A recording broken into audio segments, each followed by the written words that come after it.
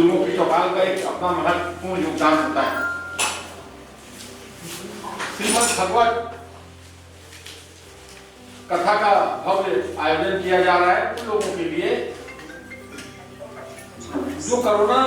के दौरान हम लोगों के बीच में नहीं रहे, उनकी आत्मा की शांति के लिए भागवत कथा, श्रीमद् भागवत कथा का आयोजन बुजुर्गों की चौपाल संस्था के द्वारा श्रीमद् भागवत कथा का शुभारंभ कल 3 तारीख से हटकेश्वर महादेव जी का मंदिर रायपुरा में शुरुआत की जा रही है। लगातार ये भागवत चलेगी और उद्देश्य इस कोरोना काल के दौरान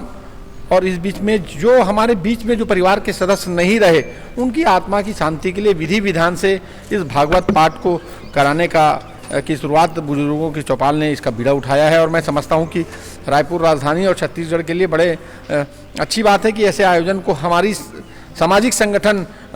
हाथों हाथ लेकर कराने का प्रयास करते हैं। साथ ही साथ एक 22 वर्षीय हमारी भागवत पाठ पढ़ने वाली प्रियंका जी हैं,